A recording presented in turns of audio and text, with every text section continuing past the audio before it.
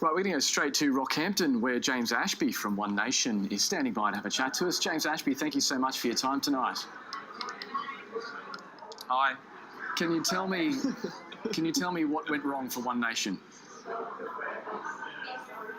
Well, I actually think that we've had a net zero gain. There's obviously the primary focus for us at this election was certainly to have Stephen Andrew re-elected in that seat of Morani. He's a bloke that certainly won it with obviously a good reputation of One Nation in that area.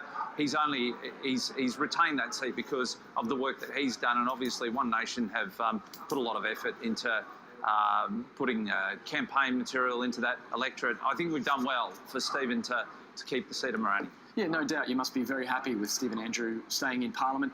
You're wearing Wade Rothery's shirt there. People were expecting that he was going to do quite well, in with a chance there in Keppel. How do you explain this drop in primary vote for One Nation across the state? Well, it's only early at this moment, and look, the seats of Keppel and Rockhampton, I'm not saying that we're going to win those, but there is still a hefty amount of that vote to go.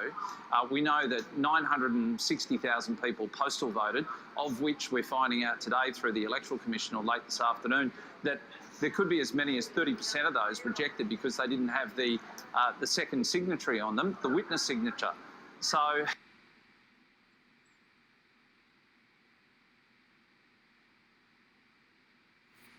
I don't know what's going to happen in these seats. Of course, Labor played a good game. The fear game always works. And of course, what we've seen in tonight, I'm shocked by some of the results that Labor's got.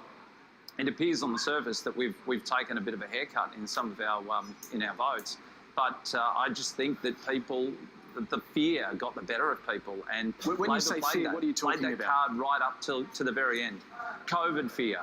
And I think too that the Liberal National Party certainly didn't put forward a very good alternative government in this state.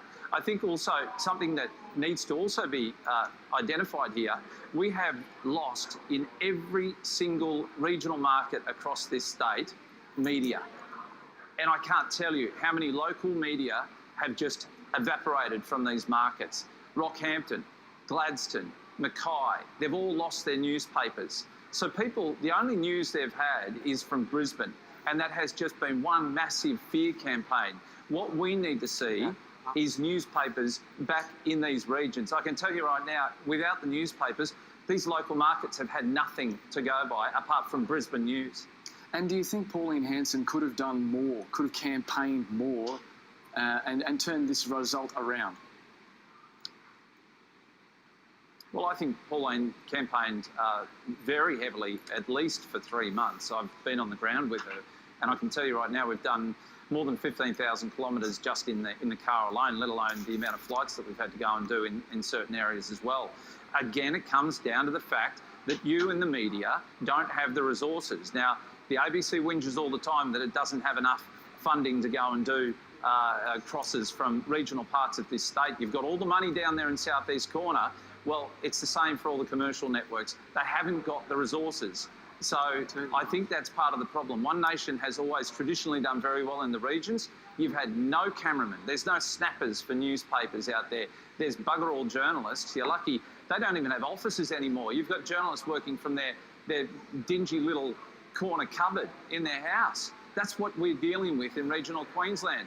And you guys down there, you suck it all up. The ABC is pretty fat down there in Brisbane. But you do nothing in the regional network we always had, Mr. Ashby, but you are right that a lot of the newspapers have little mounts of disappeared. Radio stations that you give bugger all to. Then you just network it out of some studio in Brisbane. That's what you're doing. No, we've got the same team that we had last election, Mr. Ashby. But you are right. There are a lot of newspapers that have suffered. Yeah, well, the bush is missing out. That's exactly what's going on. The bush is missing out.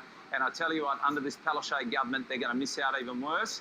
And it'll be the farmers that will suffer, and it'll be you down in the southeast corner that will suffer most because your fruit and vegetable prices will go through the roof. We will be stung significantly. The fishermen out there will absolutely be raped and pillaged. And I tell you what, it'll be Labor's fault. You watch, it's coming. And you've got 4 years to suffer this. Okay, James Ashby, thank you so much for your time.